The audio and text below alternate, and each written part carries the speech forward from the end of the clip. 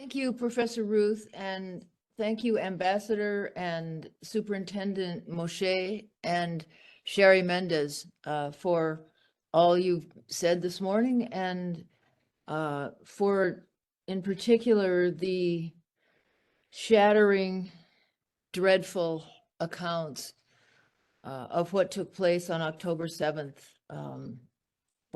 to Israeli women.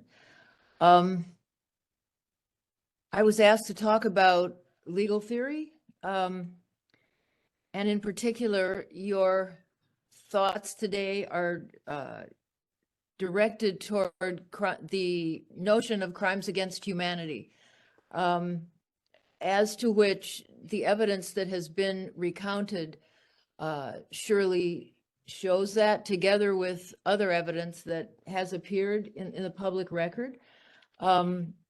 I would just like to note that there are some other legal rubrics that could well be considered in connection with October 7th, which I won't go into because they weren't what was put top of mind for today. But war crimes has some possible other international humanitarian law, some possible claims. Of course, terrorism, and I mention this because there are laws against it that can be prosecuted in various domestic settings. Actually, Israel has a law against terrorism.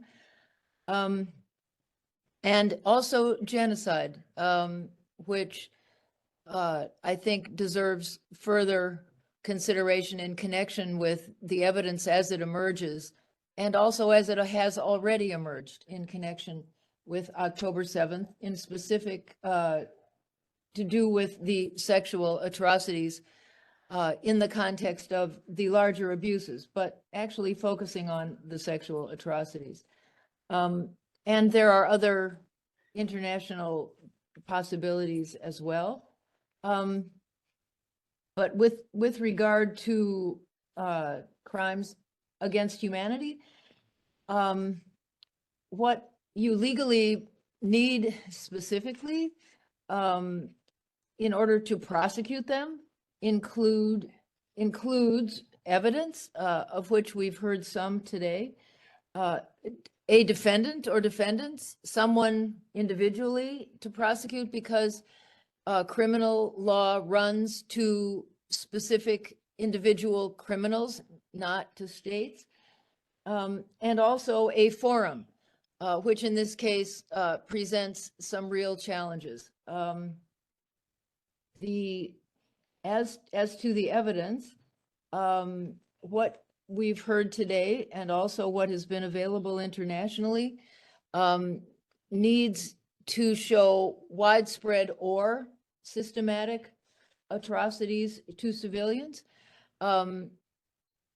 Depending again on the evidence, there appear to have been many, although this wasn't raised today, many different cities involved, many different kibbutzim, other various different physical locations that were simultaneously attacked. This could potentially satisfy the widespread criterion. However, the attacks were rather clearly systematic. And there's an or in between those two terms, at least at the International Criminal Court, which has the most restrictive definition. International common law can have less restrictive definitions, which could apply in third countries, for example, for prosecutions. But I'm just thinking in terms of the International Criminal Court definition, which, as I'll say a little bit about, has forum problems in this instance, which I'm sure you're aware of. But these atrocities certainly were systematically carried out. And again, so far as the ICC is concerned, they were organized in the sense of being planned. There apparently has been a policy by Hamas to engage in such abuses. The commission of acts against civilians in furtherance of an organizational policy, which is an element in the International Criminal Court. And it isn't always an element in all jurisdictions where crimes against humanity are prosecuted. But there it is. But certainly that is present here. The acts of murder and extermination were documented by Superintendent Moshe and also further confirmed by Shari Mendez's observations. The severe deprivation of physical liberty appears also to have occurred in connection with sexual atrocities, rape, and other crimes of sexual violence, other inhumane acts intentionally causing great suffering seems the most prominent rubric that was documented to us this morning. And serious injury, in this case, both the serious injuries resulting in death.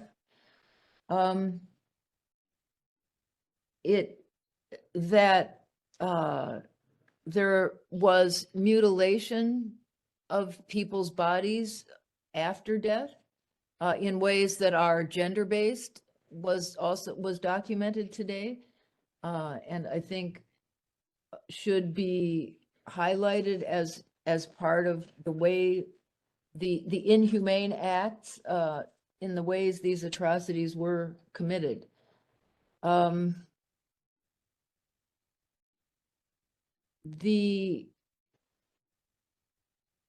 So all those particulars are well shown or indicated in ways that apparently there are witnesses who heard or saw, who are living, who could testify, who heard or saw these atrocities, and also the evidence, the empirical forensic evidence from the physical bodies. So far as defendants are concerned, it would be necessary for members of Hamas, either who committed atrocities or who designed the policy or plan, not all of whom are in Gaza or have even been there for some time, to be present in any jurisdiction where they were to be prosecuted for crimes against humanity. And again, since I was asked to speak about legal theory, the matter of where the forum is crucial here. There are dilemmas, conflicts, issues, so far as, shall we say, Israel's recognition of the ICC as a forum. Since, I believe it was April 2021, the ICC recognized and has been engaging in investigations in Israel, Israel and in the Palestinian territories for potential violations of the Rome Statute. And Israel's position has been that they have no jurisdiction, although the ICC has said that it does. That puts Israel in a difficult position to have crimes against humanity against Israeli women for sexual atrocities on October 7th prosecuted at the International Criminal Court, which would otherwise be the natural forum for that prosecution. It's not impossible to be overcome, but some of the issues involved clearly pose a difficult dilemma for the government. The other, being that sexual atrocities these days are rather well integrated into some of these other rubrics, but also in crimes against humanity. And there are also third countries where the conflict that I just mentioned would not be posed for the state of Israel.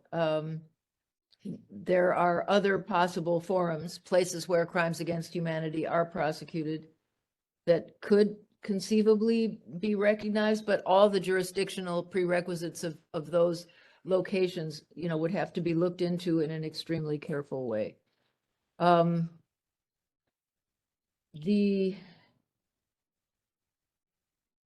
would just say in closing that very often evidence of sexual atrocities in the past, in investigations, in other situations of mass horror, evidence of sexual atrocities can be overlooked when those who have been so violated are dead.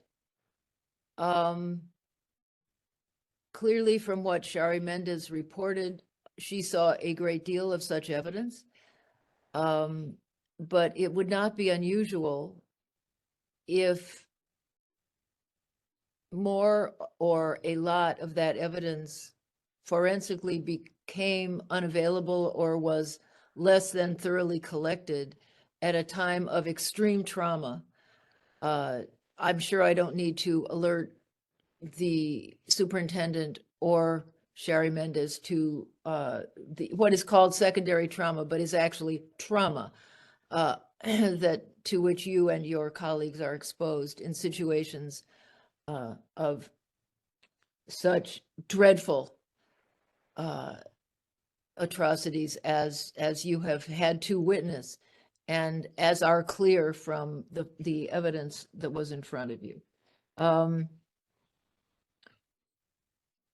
I think that the only other thing I would add here is that persecution as a crime against humanity, it seems to me, is a particularly fruitful possibility for prosecution if these other hurdles, evidence apparently is not a hurdle, but it would need to be a little more specified and first person and direct.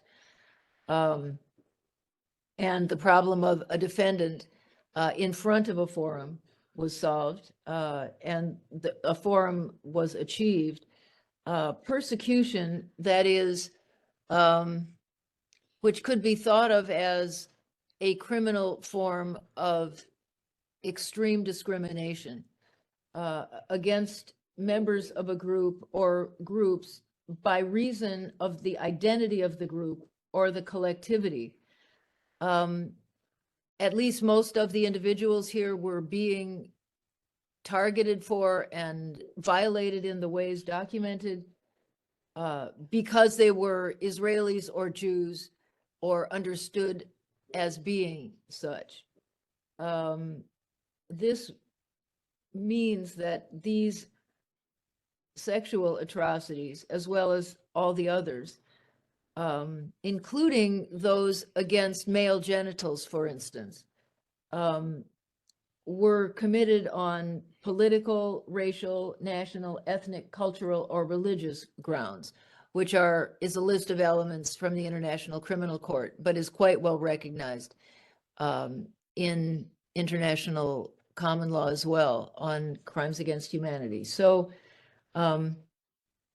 clearly this terrorist this pogrom really was an act of persecution of Israelis and the Jewish people, which it seems to me the term persecution could also be added to both the international political vocabulary, that by political I mean with organizations, civil society, and intergovernmental and international organizations, could be added to the needed recognition of these outrages.